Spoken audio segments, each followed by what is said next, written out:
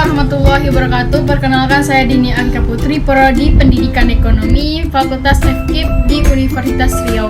Kali ini saya memenuhi tugas mata kuliah Hukum Bisnis, di mana pembuatan video mengenai pembahasan materi hak paten.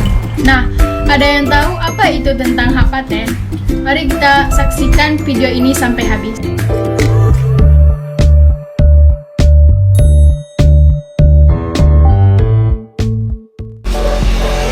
Diatur dalam Undang-Undang Nomor 13 Tahun 2016 tentang paten. Iya, apa itu yang disebut dengan paten? Dalam pasal 1, angka 1-nya diatur hak eksklusif yang diberikan oleh negara kepada inventor atas hasil invensinya di bidang teknologi untuk jangka waktu tertentu, melaksanakan sendiri invensinya tersebut atau memberikan persetujuannya kepada pihak untuk melaksanakannya. Jadi hak yang diberikan oleh negara tadi disebut hak paten. Sementara penemunya, invensinya itu disebut paten berkenaan dengan bidang teknologi. Jadi kalau kaitannya bukan dengan teknologi, berarti dia bukan paten dan kapten. Dia berkenaan dengan teknologi tertentu yang dibuat oleh atau ditemukan oleh seorang inventor atau penemu tadi. Jadi diberikan negara ini adalah jangka waktunya. Nah, setelah jangka waktu ini berakhir, maka hak tersebut menjadi hak republik dominan namanya. Ya, contohnya misalnya obat-obatan. Ya, obat itu kan ditemukan dengan teknologi tertentu. Melalui proses pemecahan Smith mekanisme tertentu, maka ketika sudah melewati batas jangka waktu yang sudah diberikan oleh negara, maka masyarakat atau negara hal ini boleh menjadikan obat tersebut sebagai obat nyeri umum. Nah, jadi mulai diproduksi secara umum, biasanya oleh negara dan disebut obat generik. Ya, jadi bidang teknologi tidak hanya obat-obatan. Ya, kalau teknologi kan berarti bisa juga berkenaan dengan teknologi pembuatan, penemunya industri apa, misalnya motor, mobil, nah gitu. Nah, jadi sebenarnya hak paten teknologi itu apa sih? Nah, jadi teknologi itu atau hak paten sebetulnya hak eksklusif yang dikasih penemu atas hasil penemuannya.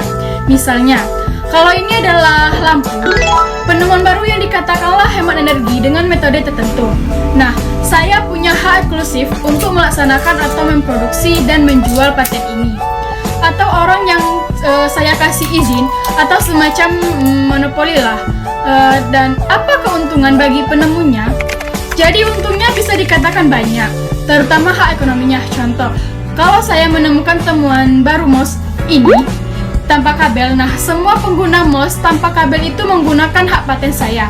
Artinya, saya mempunyai klaim ekonomi atas produksi dari semua mouse tanpa kabel. Ya, kalikan saja, kalau misalkan penjual mouse seperti ini ada puluhan juta atau ratusan juta unit, maka saya dapat tiap hari unitnya terjual, lumayan kan ekonominya. Nah, lalu apa kesalahan penemu terhadap paten?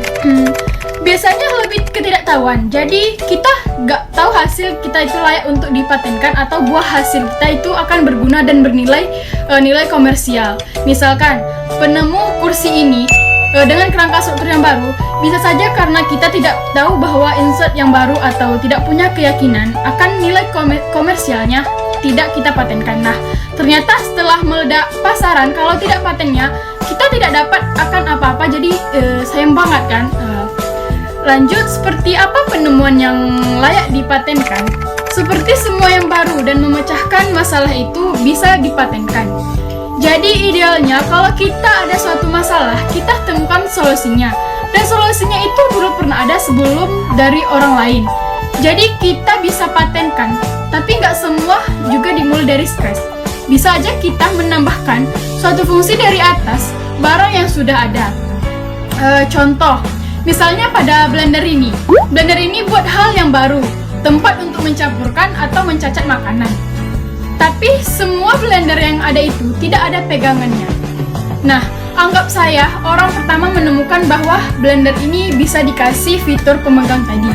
Nah, fitur pemegang di sini bisa saya patenkan. Jadi, yang pasti benar-benar jadi baru. Lalu, bagaimana cara mematenkan sebuah teknologi? Yang pertama, mesti membuka detail dari temuan tersebut. Semua detail temuan itu harus tertulis dalam satu dokumen yang menceritakan dengan rinci apa yang dipatenkan, apa yang diklaim. Contoh, misalnya saya mematenkan tempat penyimpanan kerupuk. Maka detail desain dari tempat penyimpanan kerupuk ini harus saya buka. Saya tulis di dokumen paten saya itu tersebut. Bagaimana bahannya, bagaimana membuatnya, bentuknya, ukurannya, dan lain sebagainya. Nah, dari situ saya harus menulis juga klaim-klaim yang saya ajukan bahwa hal-hal tersebut adalah baru. Nah, memang ini adalah kombinasi dari bahasa teknologi dengan bahasa hukum, dan di sini ada tantangannya, emang tidak mudah. Dan lagi, apa pro kontra dari paten tersebut?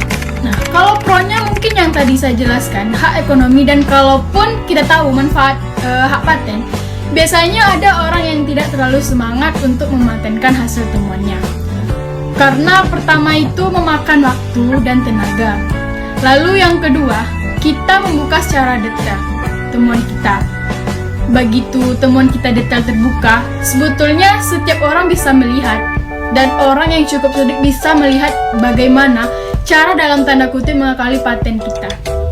Jadi, kita semacam penambah kompetitor buat produk kita. Dan apakah semua barang bisa dipatenkan?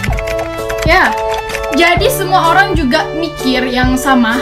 Jadi memang rumah besar adalah bagaimana kita tahu bahwa semua kita itu betul baru-baru dan perlu melakukan penelitian atau rajin melihat referensi-referensi yang sudah ada. Nah, itu biasanya membuat paten kita kuat dan penilai inovasi yang tinggi lah. Sekian dari video pembahasan materi mengenai hak paten saya. Semoga yang bagi menonton hingga full bisa bermanfaat dan dapat diperoleh